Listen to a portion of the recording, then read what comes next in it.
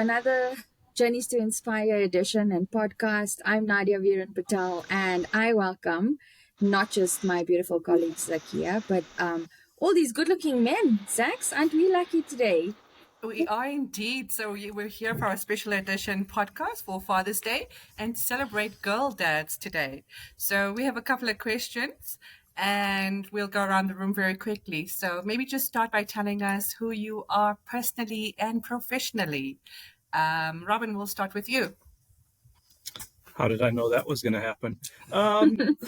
I'm Robin Barnwell. I head up security strategy for Standard Bank Group. I've got about 20 years of experience in security, only half as long as many years being a girl dad.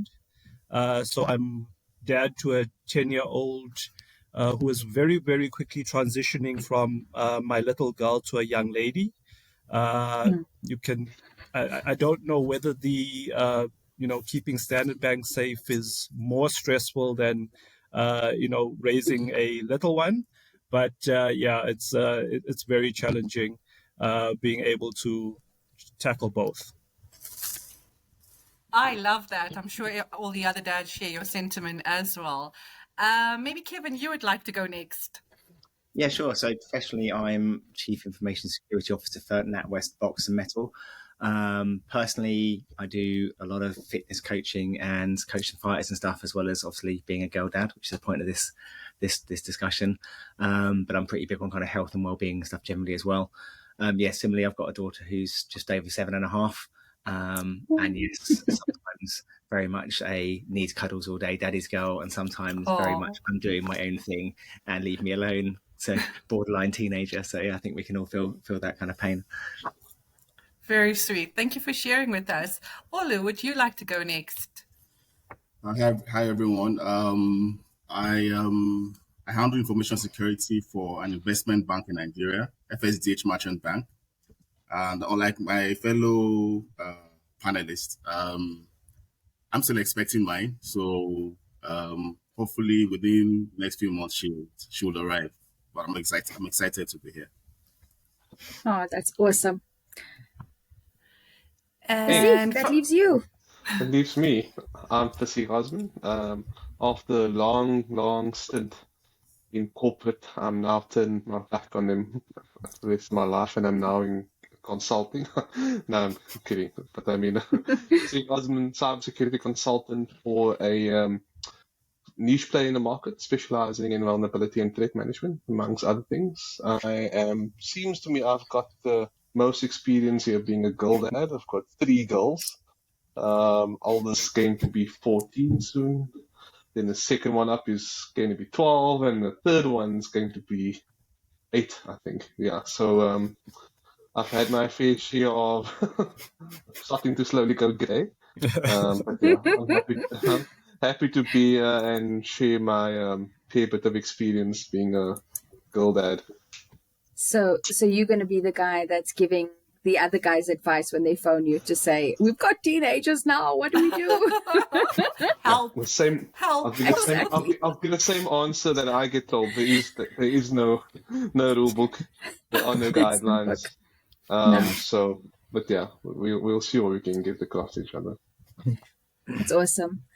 Well, thanks, guys. And we appreciate you being here and being a little bit vulnerable, because we're going to ask you some difficult questions, obviously. And one of those questions leads to, but before we jump into that, I think Zax and I want to also share a little bit of how we got here. And that is having dads as well, right? And then having us being in a male-dominated environment. And I think Vasih, as well as Robin, were kind of in a session that I ran in CISO Alliances this year, where I kind of showed the differences between, the bias, the unconscious bias of having females in cyber and having females in STEM. And I think a lot of it has risen from that. And Journeys to Inspire was born. But I kind of had my dad as a real great role model in my life. And Robin, I know you and Zax met my dad at the CISO Alliances in Joburg. And I mean, besides being a great guy, he raised me totally differently, right? So he raised me from a perspective of like, be independent, Don't rely on a man.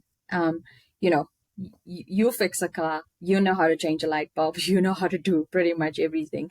And it's a standing joke with all of us, as I always say to my husband, buddy, I actually don't need you. I want you to be here. So let's just get that, out there. But do you guys see the difference in, and I don't know if you have sisters or anything like that, do you see yourselves in this generation with how you are raising your daughters currently? Is there a difference? And do you see that? I don't know. Let's go to Fasih first, since he's got 3 daughters. Yeah, I think for me, I speak for myself as well, Nadia. It's because I actually grew up pretty much in a female-dominated family. I think if we look at my broader family, there are 3 cousins who are boys, me being the oldest.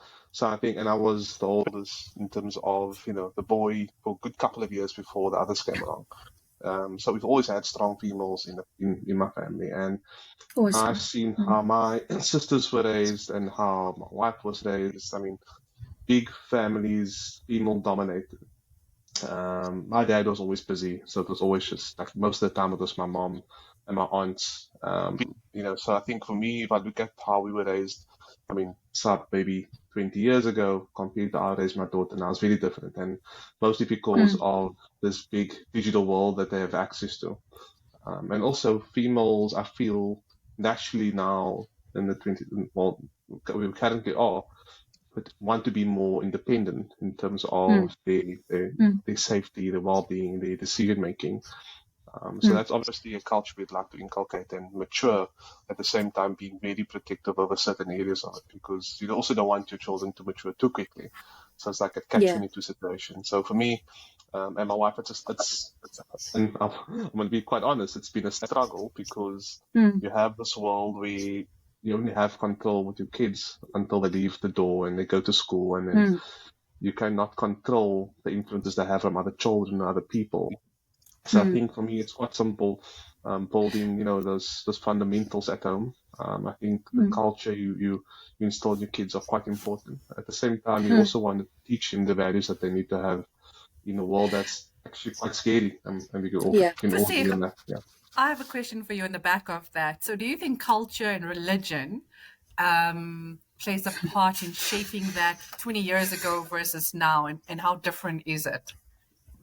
I think it's very important. I think, and values can stem from religion. It can also come from really firm beliefs. So I think culture is not really placed in a spot where it's got to do with religion. I think religion is quite important for me from a values perspective, because obviously within Islam, as with other religions, you deem it to be in a way that's quite special, in a way that it cultivates you from a nurturing perspective. And I think, I always tell my kids that, no matter what situation you're faced with, regardless of religion, there's only always ever right and wrong. There's never ever a gray area. So don't second doubt yourself, because I think what's quite important is influence, and whether or not, you think you know your child. I mean, like I said, I've got a teenager, and like most teenagers and females, they go through cycles of menses, and my second oldest one has reached that stage right now. And I think with that comes a lot of emotions and, the moods. Not that all women have moods, and actually, I'll actually just want to put it on a very important. All men have moods too. I actually want, and Zaki, not to differ on the question, but I'll make a very important point. I mean, only for very recently, I've actually had a male manager. I've always ever reported into a female. As far back as 2007, I've only had a female boss. So, and again, because of my upbringing and being in a female-dominated family, that respect has always been there. And I think what's important is respect. I think, no matter what you're faced with, and just to go back to your questions, the fundamental beliefs beyond religion, respect is quite important. And those are the values we kind of install at the early stage. Yeah. I agree with you. So also, I also grew up in a house with sisters only. I didn't have any brothers. So my dad played a fundamentally a strong role in shaping my thoughts and career. And I was the first child, so I was the experiment, right? And could do no wrong. But he also told me that I could achieve anything I set my mind to. And being a girl was not an excuse. Just like changing a tire or fixing the light bulb, again, those were things we had to do or learn, So Olu, maybe just from your perspective, if you would like to answer the question on how would you raise your daughter now to take on the challenges that women currently face? Okay, I think I've learned quite a lot from Fasek. I don't know if I pronounce his name right. So for me, I think the first thing is to know that irrespective of whatever path they choose, I will always love them, right? Secondly, they need to be able to be independent. Every human being in this century, you need to be independent. You need to be able to do things by yourself for yourself. And like you said, if you choose to decide, if you decide to do anything, you decide to want to become a mechanical engineer, you want to become a space astronaut, you want to become a helicopter fighter, you want to become an MMA fighter, whatever you want to do, right? I won't stop you from doing it. I will encourage you, support you, but as much as possible, it's important to ingrain certain values as they are growing up. Things around fairness, respect for others, and ensuring that irrespective of whatever career path they find themselves, they seek to be the best at it, right? Because that's the only thing I can also be the best of yourself at whatever you do, and then I'll support you, right? So I love that. That's the approach I would like to take. I love that. I think love that. That's very important, eh? Yeah. It is. And I think that goes for any of our kids, right? Is just love and support at the end of the day. So Kevin, I know like you and Robin, and I've discussed this with Rob's as well before, but we're looking at kids that are not yet teenagers when it comes to your kids, Robin's kids, my kids, right? Rob's daughter is still entering teenagehood as well. But it's almost like they're so advanced. They're super advanced in their thinking, and it feels like we're dealing with teenagers, because I think to myself, my goodness, 15-year-old me was not doing what 6-year-old son is doing currently, right? How do you navigate that? Yeah, I think it's really interesting. I think, like I touched on at the start, is there's kind of they veer between seeming super independent adult and look, I can run the computer and call my cousin and play games with them while on the phone with them, and she loves doing things like sending messages, WhatsApp. If she wants to play with a cousin, she wants to type the message on WhatsApp or whatever. But then other times they're like super, I don't even want to go upstairs to the toilet without you coming with me, daddy, that kind of stuff. Yes. So yeah, they are still young, and I think it's really important to remember that. So and be it's hard because you have to make sure you teach them about being careful and stuff, but you don't want to teach them about all of the bad things because it's scary, right? And you want to kind of make sure you're keeping them safe and aware of what can be bad, but without making it too adult and real, because they're not big enough to kind of deal with it yet. So I think like the others have touched on it. For me, it's just making sure she knows she's safe and she's loved, and she's always supported what she wants to do. And even things like getting her to do we do quite a lot of fitness at home and stuff, so we've got little kettlebells for her and things, so when she sees her doing weights and stuff, she can like pick up the healthy habits and lift weights and do strong things as well. It's not just for boys, right? So props to my wife, because my wife's not actually my daughter's mother, my wife's my daughter, I guess stepmom's the best way to describe it, but she's a great role model. So my wife, we've got an 8-year-old son as well, so she's showing my daughter that you can have a career. She's a software developer. Amazing. She's also a Thai boxer. She goes to the gym. She works out. I love it.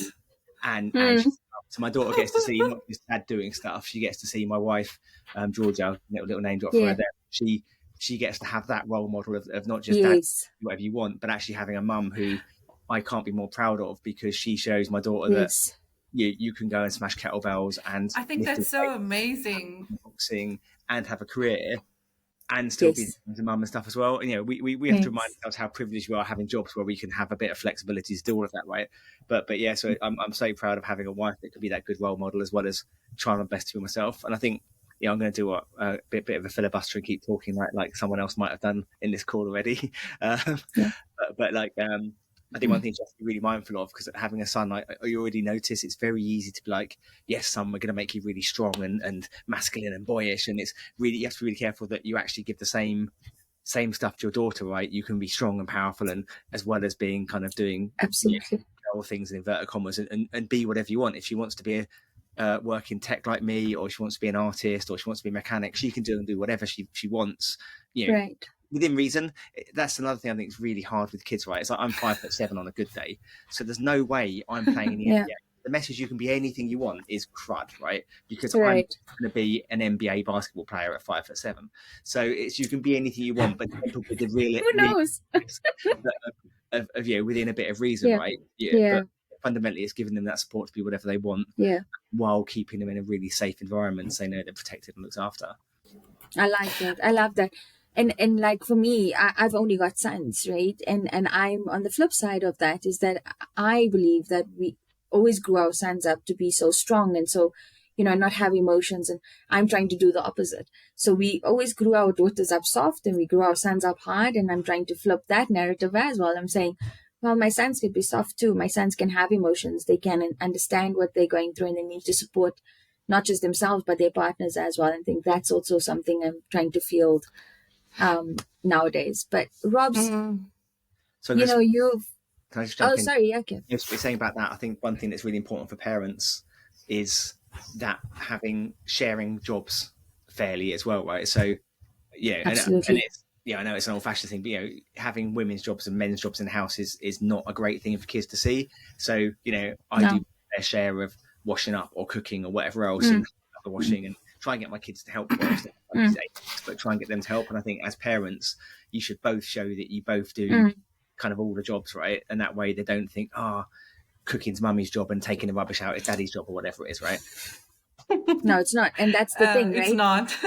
It's not. And sorry, Zach, I was just, it's so funny you said that, because a couple of days ago, my son said to my husband, because my husband was driving all the time for some reason. And he's like, why don't you let mom drive? Like, mom knows how to drive and she drives better than you. and I laughed and I was like, because we don't have those gender roles. Like, I mean, I'm on the call with you guys. He was bathing them. He's putting them to bed. I had nothing to do with it, right? Because there is no gender roles with us. And I think you're so right in that. Sorry, Zach, you jump in. So I really like what Kevin was saying about having a role model growing up. And I think that's also part of what Journeys is about, because when we were growing up, we didn't have role models in security or in IT or people around you who were in leadership or executive roles. I mean, I didn't have my aunts or grandmothers or moms or were either teachers or nurses or they stayed at home, right? Because that was their role, typically, was to stay at home and provide. But the whole dynamics have shifted across social norms, where now, and I have 2 girls, and I want them to know what's possible, that there's no limits and no barriers. And your role is not to stay at home and bring up children and take care of them. That's just part of your role, but you do it together. It's not your only role or your only definition. Yeah. Robs, do you want to share? So I completely agree with Nadia around the fact that my 9-year-old feels like a teenager. It already is. It gets better. I hope so. I'm a 19-year-old, so it does get better. I can speak from experience. So I was also brought up in a female-dominated family. So I had strong female role models around me, and they fit into 2 categories. So either it was the stay-at-home type mom. So my granny fits into that category. But then my mom and my aunts, they went out into the working world and really had to lose a lot of those feelings that were associated with your stay-at-home grandma, the one that nurtured you when you were at home. Yes. As soon as you had to go out into the working world, you really had to drop all of the feelings and just get the job done. And I think a lot of being raised during that time was around your parent being right. Just the starting point that because you're the adults, you're right. So the way I raise my child today is, firstly, I'd like her to be independent. I'd like her to be able to, do everything that you're talking about, change a tire, don't need a partner in her life to, validate who she is. But I also don't want to lose that feeling side of her. She's got the biggest heart. She's got empathy for miles. She will help anybody. And I don't want her to lose that along the journey. So I'd like her to be independent, but I want her to still feel and use that side of her, because it's a power that she has that allows her to see things that other people don't. How I try to do that is I don't take the stance that because I'm a parent, I'm right. I give her opinion, and she has them, and more frequently she has them, and more frequently they are vocal. So she has a lot more to say around what it is that she wants to do, her preference in life, and for me, I respect it, whether I like it or not. We used to very regularly go on Saturday morning breakfast dates. So we'd go for breakfast every week. And recently she started saying, well, no, I don't want to go out. I go to school every day. Going to school is a lot for me. On the weekend, I would like to stay at home. You work from home. Applaud. So you stay home for the whole week. So on the weekend, you want to go out. So go and, go get your coffee or whatever it is. I'm going to stay here and it's fine. And we do that. She's perfectly safe where she is. She'll play on the PlayStation but I don't like that she doesn't want to have breakfast with me, but I respect that that's her choice because of the way she feels. And that's how I hope that she gets her independence, that she knows that she's seen and she knows that her opinion matters. But it's about her feelings and it still remains central to who she is. And I think that's very key in what's different to how we were brought up. I mean, having that space to have your feelings and your voice. And, it's that story of children should be seen and not heard. And, I'm your mom and I'm always right. Or I'm your mom and I said so.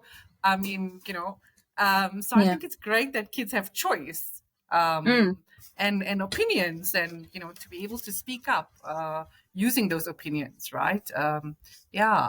Absolutely. So, Robs, you're also a single dad, right? And a piece of advice. So one thing I noticed from my dad, even though he wasn't a single dad, I kept my femininity, hopefully. Questionable. No, I'm joking. But, I still was raised as very much independent, but I kept that because I knew, and I still know till today, that even though I never had to rely on any man, the one man I know I can rely on was my father. So that was the difference, right? And he allowed me the space to feel heard, to be seen, to feel loved, and to feel really confident and comfortable. So that's that. And also, I promise you the coffee dates come back. Look at me. Whenever someone asks me, for crying out loud, I took my father to a conference the other day to meet you guys.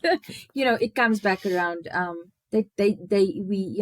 Girls end up being their dad's best friend still for life. So, but I mean, it's a hard job also being a single father, right? And raising a daughter. I can imagine. All right, so I don't classify myself as a single father. She has a mom, and we work together, despite being divorced, for the betterment of her life. So we show up at school together. We show up at sports events together. So we're divorced, but we definitely are co-parents, and we make decisions together in terms of what's best for her, and we vacation together. We Wow. we Awesome. have the best of both worlds in that we're separated from each other, and the marriage failed, but that doesn't necessarily mean that it needs to have an implication on our daughter's life, and we try to make sure that it doesn't affect her. Amazing. Wow, that's like a series on its own. Vasik, you look like you wanted to jump in.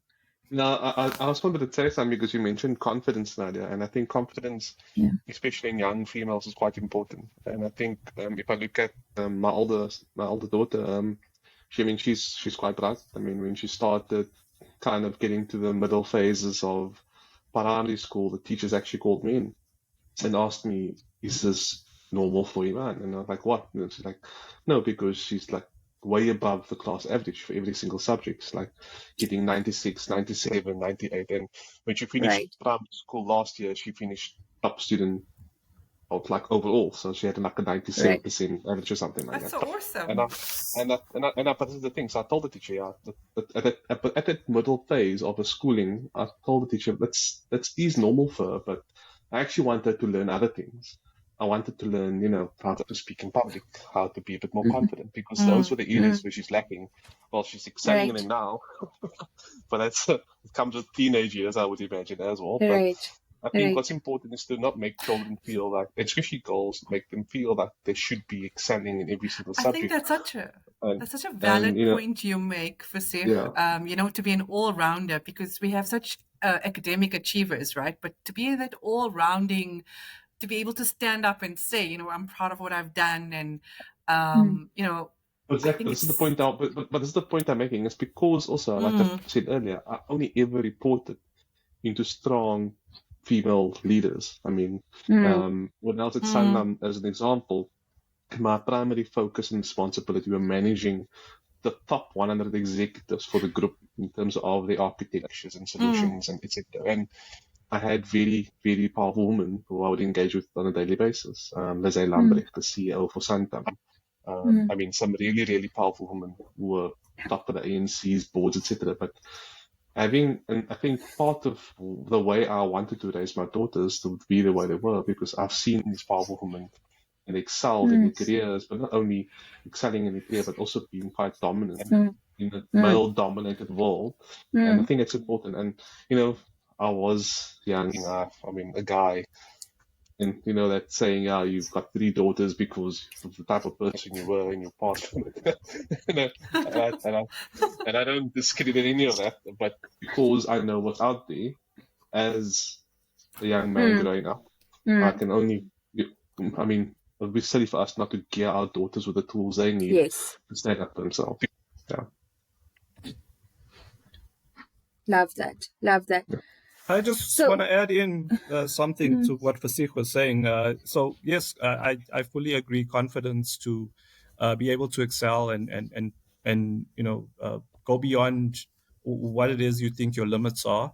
I also the confidence to fail, and the safety to fail. So the real world is a rough place, and it's school.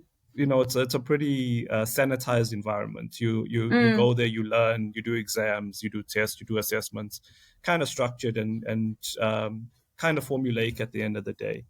But when you get out, there's no recipe. It's you're gonna make your own way in the world, and you're gonna come up with some obstacles, and you're gonna come with you're gonna reach some roadblocks that you're not gonna be able to get through, and you need to then figure out how resilient you are to change, resilient you are to failure. So that's also something I try to engender in my child, is that it's okay to fail. Try, like at least try, as long as you try your best, because she'll come back and she said, like she didn't do her best then, or she did badly. I said, well, did you try your best? And she'll say yes. And I said, then it's fine. Like, even if you did badly, even if the result wasn't what you wanted, you tried your best. You at least tried. So they have merits and demerits at her school, and even before the first merit or demerit got handed out, I said, it's okay if you get a demerit. It's not the end of the world. You're working on getting merit, so it's going to happen. Like, you're not going to get everything right 100% of the time. And the first time the class got demerits for not completing something correctly, a lot of the kids started crying, and they were like, I don't want to go home with this. I don't want to have to take this to my parents. Failure. Yes. And my daughter came back and she said, yeah, it was all right. You told me it was okay, so it's all right. Exactly. You gave her a safe space, right? And this is so funny. Can I tell you this? You just brought up a very, very, very good memory for me. People always ask me, oh, what extramurals did you do when you were a kid, right? Here's the list. I did karate, I did ballet, I did modern dancing, I did volleyball, I did cricket, I did... And you know why, Rob? Literally because when I went to my father and he was like, oh, what do you want to do? And I'm like, can I go do this? And he'd be like, yeah, sure. And then a couple of months later, I'm not that interested and I kind of drop out. And he allowed me to, though. I had that safe space. And it's so funny. I haven't thought about that in years. So thank you for bringing up that memory. But I think my daughter keeps on going for the sports that you need to buy special kit for. so she wanted to try out for golf. Right. And the that's expensive sports. Yes. Yeah. So we're like, okay, let's try some other stuff first. And if you really, really passionate about golf, in a couple months' time we can try again. And then she got to netball, and then there was no more golf after that. Oh wow. So this brings up another thing. On the topic of failure, we could have a whole podcast just around failure and learning to deal with failure and how to fail and having those spaces to fail. I don't think it's something we speak about enough, that it's okay to fail, because we're pushing to the next thing, the next career, the next goal, especially from a female leadership or executive perspective. You're always chasing that next thing because you always have to work twice as hard in your role, right? So yeah, I think failure is definitely something we need to unpack as part of Journey's podcast, Nadia. Yeah, and participation medals. I'm not popular. I am not popular because I don't believe in participation medals, and I'm like, no, you got to show up. You either get first, second, or third, or you try, or you're not good at it. That's my feelings. But anyway, let's not go down that. Overachievers.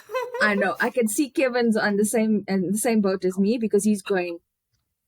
Mate, yeah, like you turn see? up you get reward for turning up, right? When you don't get promoted for being the last person in your team at work. Right? You've got to. You showed up. You've got to. I think kind of like the being prepared to fail and the giving your kids challenges, and it's like when walking to school, Molly's like my daughter. She'll always want to race, right? And sometimes I'll let her win. And she's like, Daddy, let me win, and I will sometimes, but sometimes I'll beat her.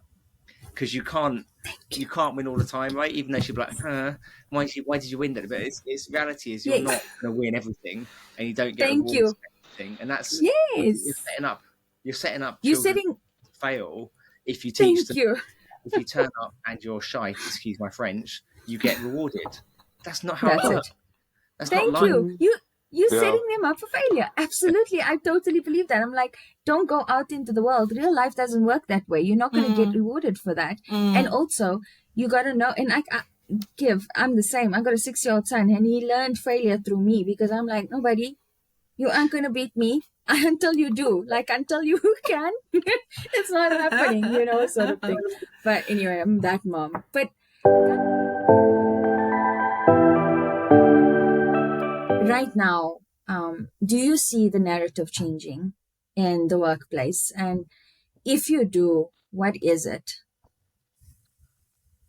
Olu? Okay, thanks. I really would like to contribute to this because I've worked in per se, I've had a few female bosses, and I've also worked with a number of female colleagues as well. Um, I've also had male bosses who have become very supportive and in trying to get in ladies, women into cybersecurity. Like as serious Mm, as we have an open role, we must ensure that 2 or 3 out of the applicants are ladies. Out of 10, mm, and 2 out of 3 have to be ladies. Then we'll go through the rounds. Whoever succeed wins. Right. So I think that there's a shift. There's currently a shift now. Nobody really cares um, what your sex or your gender is. Once you can perform, once you mm, can do the job, right? Once you can deliver on whatever task you're assigned. But the mm, challenge I think mm, we have is there's a limited pool of um, talent. Let me put it that way. mm, For example, if you go to, at least in my country, Nigeria, if you go to the typical computer science class, there are mainly guys there, right? If you go to the science class in secondary schools, there are many guys there, right? So that's mm, where the challenge comes from. mm, Uh, mm, to be a feeder, a pull from secondary school to college, then to mm, workplace, then we can have a broader spectrum of people to select. So I think the attitudes are changing, and I think that mm, a lot of organizations are a lot more supportive in mm, opening up to hiring women and ladies for certain kinds of roles, mm, especially most of the organizations So, I've worked Olu, with. it's interesting you say certain kind of roles. That's a very Yeah, interesting choice of words that you've used there. yeah. What are those barriers to entry to the other kinds of roles? Okay, so I think, like I said, for me, the barriers of entry basically has to do with interest. For example, mm, I used to work in a firm where we had an opening for a SOC analyst, right? Mm, Of mm, the 5 or 6 applicants, we had just one lady. But because my boss was insistent on that we need to um, we have like 6 guys in the team. There was no lady on the team. It was like, no, this is wrong. You understand? So all the 5, 6 people that attended the interview were kind of on the same level, competence. Their competence was about the same level and experience. So we decided to go with the lady. Now, what I've noticed is for very technical roles, you really don't find many women um, mm, actually have so much interest in it. I don't know why. Like I said, I guess maybe the pool is not so large and all that. But mm, to okay, because you're a woman, like in Nigeria, we have about 3 CISOs of large banks that are ladies in Nigeria. Access mm, Bank, Sterling Bank, one other bank. I can't remember the name right now. So, Bank ABC. sorry, Oh, Bank ABC is not in Nigeria, right? But they've got a female. Yeah, it's not yeah, Nigeria. yeah. So, I think even the boards are open to having. We have female CEOs of banks now. We have mm, female CEOs of government parastatals. We have female ministers in powerful positions in Nigeria. So for now, I'm not really sure. I think the attitude has changed, but like I said, I mm. think the goal should be try and push as many ladies as we can up the open the channel, have more ladies come in, encourage them. Yeah, The IT is not a yeah, man's job; it's everybody's job. yeah. yeah. I just encourage S- them to have interest. yeah.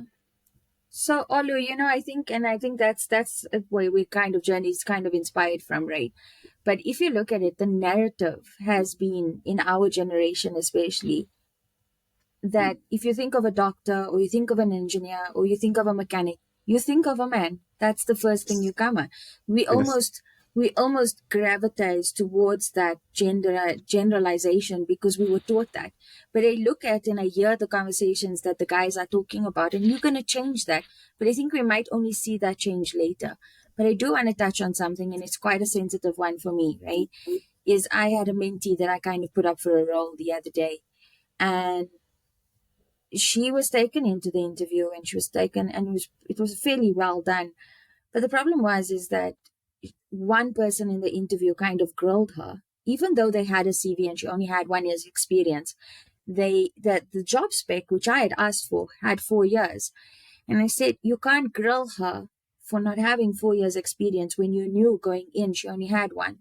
So we also can't take people into a role if we're not willing to take them at that junior level and train them, because you don't know how great they will be. And I just think about I am a technical person, and I would have not grown to those levels had I not had someone instill their confidence in me and say, let me take you along this journey. So I think for me, that's how that is. Yeah. I totally So- agree with you. I totally agree with you as well. So, Robert, maybe you want to share. Have you seen a positive change in the narrative in your area? So I do see that there's a change of demographic when it comes to security. I was at a security conference recently, and you could see it changing slowly. I do think it is difficult in certain areas, and the difficulty. I mean, Olo was talking about certain areas not being of interest to women.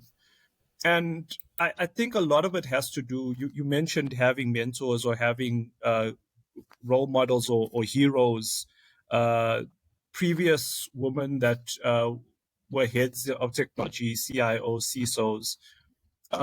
But we've had it for decades, many, many decades. So Wow. we've had Bill Gates, Steve Jobs. Like I think every guy on this call would know that name, and there was a certain status around them as heroes. They were the pirates of Silicon Valley. They stole or acquired technology from other areas. It's legend. It's become legend, and a lot of us that grew up, 20 years ago, had that as the story that you could emulate. You could go into your garage and you could start something, and you could be great and become a millionaire, billionaire, right? The woman, there were no women in those stories, right? And so I think a lot of it has to do with the heroes are only starting to emerge right now. The stories and the legend are only starting to emerge right now, and it's going to take a long time for women who are coming up the ranks to see, okay, well, it's possible. It's possible to go out and run your own tech company as a woman, to start something brand new, to innovate. That's my personal feeling, is that there just is not an ingrained hero culture when it comes to women in cyber. And that's why I think that they stay on the fringe jobs. They stay in governance and risk. They stay in consulting, and not a lot want to dive into the deep technical world. Yeah. That's my opinion. It's controversial, but that's my opinion. It's the truth. It's the truth. As a female, Yeah, I can don't think- attest to that. I don't think it's controversial, Robin, because if I look at it from our perspective, we can't and I don't think there's any positive change, because positive change is not change that's being driven by mandates of driving BE numbers or because of equity in females and African black females over the male or white male or colored male, etc. So agendas are being driven because of equity. I mean, we need to be very, very real with ourselves. That's the main reason why Standard Bank, Old Mutual, Sanlam says, look, we need to hire African black female in this role. It's because of equity, unfortunately. And for me, for me, in the role where I am now, I have the ability to do this without being mandated. And that's why I had an incubator program last year. I've brought in African black females to make a genuine change in terms of the mindset. And one of the ladies' English, for example, is not great, right? But how do you assist her and help her get to where she needs to be? So I told her, listen, would you feel more comfortable engaging with these clients who predominantly, for example, maybe Xhosa speaking? She said no, she'd love it, because firstly, she's never come from a place where she had to engage customers before around, especially in cybersecurity. Now she's having a bit more conversational or discussions with clients around cybersecurity, and gradually I can bring her out. And we've put in a program where she can, better English to kind of break that barrier.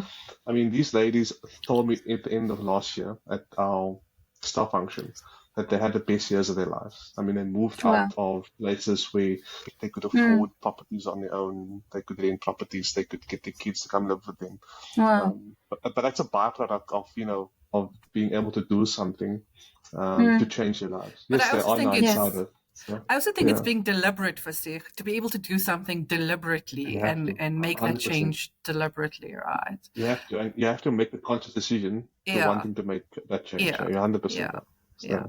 Kevin, what about you? Have you seen it in your environment? And, I mean, you're in a different country from us. Maybe share some of your experience. Yeah, I think there's there's a real push in a lot of companies now for kind of women in tech and that kind of thing, and it's genuinely something that we all work for. And I think environments are much more, or a lot of companies are much more flexible, right? Which really helps. As a father, I use that flex as well, right? But having that flexibility to be able to do things like pick up children from school and those kind of things within your company, and making that, normalizing those things, does make it much easier as a parent, woman or man, to work in a lot of companies now. And I think a lot of companies really are working. I think I find it interesting that the balance between genuine equity for all and when people have initiatives. So there's a lot of kind of whether it's women in tech or LGBTQ plus or whatever else, right? Those initiatives. But I think in reality, if you make your place a great place to work, you kind of make it great for everyone, regardless of what your nationality or background or sexual orientation or sex or whatever it is, right? So I think a lot of the focus needs to be on making places just great to work. And I think one of the challenges we have, especially in tech, though, is there's attracting new people into it and the whole kind of STEM, right? Because in the market now, if there is, I can't remember, the percent varies, say there's 25-30% women in security or tech versus men, you can't magically have every company having an equal amount of women in the company in those roles, because there isn't an equal amount of money of women in the industry. So the companies that are the coolest or pay the most will naturally be able to go, hey, we've got 50-50 gender diversity, because they can pay more. So the FANG companies, Facebooks and those kind of companies that have or historically had deep pockets, will hoover up the people, all of the talent they want, and then everyone else is left going, hey, why haven't we got the right amount of people of whatever company? So I think you want to make, security does have a bit of rep for making kind of junior roles more challenging than they need to be. So how do you make it easier for people of all walks of life, whether it's someone who's come out of the military, whether it's a mum coming back to work, or a father coming back to work, or a woman wanting to change careers, or whatever? How do you make it easier for people to get into the industry and really publicize that? And then probably more relevant for us as dads with daughters, how do we make STEM cool for men and women, and more welcoming for women, so that if women want to follow that, or kids want to follow that career path? I think there's quite a, I can't remember where it happens, but it's somewhere in the teens, there's quite a marked drop off of girls doing STEM stuff, right? So how do you fix that? Because then in 10 years time, you might actually find 50-50 men and women, or 40. It may not be as ever equal, because sexes are a bit different, right? But whatever the right portion is, every woman who could and wants to do STEM has gone through school and college and uni and whatever their path is, because it's been really welcoming for them and exciting for them and just as good for them as the boys were. And then in 5-10 years time, you've magically fixed the imbalance of women in tech or women in security, because you've had a pipeline come through that's even and fair. So I think we need to focus a lot more than we are on that pipeline, and how we get kids and teenagers, and talk to our kids about how cool it is and how much fun security is, because it is, right? We're not doing it for love, for because we hate it. We got into it because we're always solving problems. We've got to be better than bad guys. Whatever it is, we enjoy it. So instill that enjoyment and why it's cool for the kids, so they come out of school going, I don't want to do that. It's like cool, right? The cool kids. I used to have magic, completely not magically, just starts to fix that problem, because you have completely even numbers of people coming out of college, uni, apprenticeships, whatever it is, wanting to get into math, science, tech. Voila, you're not fighting over 20% anymore. You're fighting over 50-50 and just getting the best people. Absolutely. And Kevin, get it right. We've got a hero complex. That's the problem. That's why. We all want to be a superhero. It's either that, or we don't mind the fact that we sleep badly at night and cry ourselves to sleep worrying about if we're going to get breached at 2:00 on a Saturday morning, right?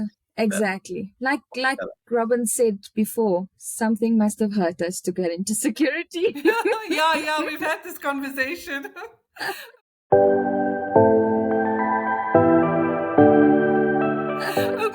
it's time for us to wrap up. I mean, this has been a great conversation. And just as we wrap up very quickly, as a success story, what advice do you have for your daughter and other girls wanting to come into cyber and STEM? And maybe Kevin, you, because you just wrapped up. So on the back of that. Do what you enjoy, right? So if you want to get into these fields, don't be disheartened. So just because you walk into a classroom at 13, 14, 15, whenever it is, and it's 90% boys, don't worry. Be yourself. Be empowered to be who you are and who you want to be, and be proud of that. And you know, if you come out into industry and there is still less women than there are men in it, you're going to be a hot commodity, right? Because people are going to want diversity and want diversity of thought and want diversity of hiring. So you're walking an industry that's crying out for you. So not only is it exciting and fun, and you can be a superhero and wear your pants outside your trousers or whatever else, but be proud of who you are, be who you want to be, go for what you want to go for, and know that there's a whole industry that's crying out to have you as part of it, right? Awesome. Thanks for sharing. Fasif, do you want to go? Yeah, I'll go. I think Kevin wrapped it up perfectly, because you know what? Kids lean towards what they know. I mean, they want to be a fireman, they want to be a doctor, they want to be a dentist. That's because that's all they ever know, right? So I think education is quite important. I mean, my little boy who's 3 is always asking me what I do, and because he knows about bad guys and good guys, I tell him I try to stop bad guys. So I think getting kids to understand at the early age more about tech, more about cybersecurity, and I mean, besides that, it's about all the other career choices and options there are for young females or females wanting to get into. You don't have to be a lawyer. You don't have to be a doctor. You don't have to be a herbalist. I mean, you can do whatever you want to be. So I think you don't have to be a nurse or a teacher. Exactly. Give them options, and they can work towards it at the early age. Yeah.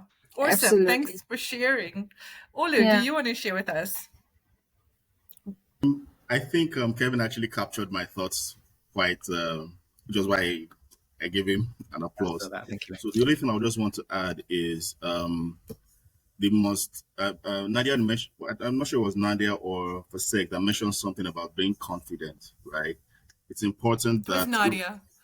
Yeah, it's important that irrespective of what career you choose, you don't allow anybody to talk you down, right? If you know your stuff, be confident about it and speak about it. You have a voice. You have a voice, and you have a right to express your voice and your opinion in a respectful way. You understand? So that for me is very key, because what I discover is usually a lot of women have good ideas, right? But because they are afraid to speak up, because typically some guys around the table will shout them down or steal their ideas and package it as their own, right? So you must be strong enough to be confident. And it does happen. It does happen, right? And be able to speak up. Don't let anyone take your voice, basically. Awesome. Thank you for sharing with us. And lastly, but not least, Robin, your words of wisdom. Yeah, you put me after all of these very eloquent guys, and now I got nothing to say. I think Kevin really did sum everything up. If there was something I wanted to tell my daughter around going into cyber, if she ever wanted to, she sees me working on a computer the whole day. I don't think that's a deal right now. But if I had to tell her something, I would tell her to quiet the voice that says that she can't do it. I think we all have our version of imposter syndrome. And if you can quiet that voice enough to actually try and really, really give it a good try, whether it's successful, whether it ends up in failure, you tried and you gave it your best. And more than likely, if it's something that you're really, really passionate about, you'll end up in a success in some form or the other. Just fake it till you make it. Smile and wave. Robin, you know that what you said now is a very, very common thing I always tell my daughters. Like we spoke about failure and all these things, and I always tell them, just trust the process. The outcome's always relevant. Yes, absolutely, exactly. I love it. Thank you for sharing, and I hope you enjoyed it as much as we did. And happy Father's Day for Sunday. I hope you all get to celebrate with your girls, and have a wonderful, wonderful Father's Day. And Awesome. best wishes for your baby, Olu. Hope Yes. everything Yeah, goes thank you. well. Thank you. She's already got a Awesome. great dad who's got her Thank best you, interest Nadia, at heart. for So co-hosting with me as always. Good luck, everybody. absolutely. Thanks, Ax. Thanks, Thanks, everybody. Have a good everybody. evening. Nice. Thanks, Bye. Cheers, guys. Ollie. Bye-bye. Bye-bye.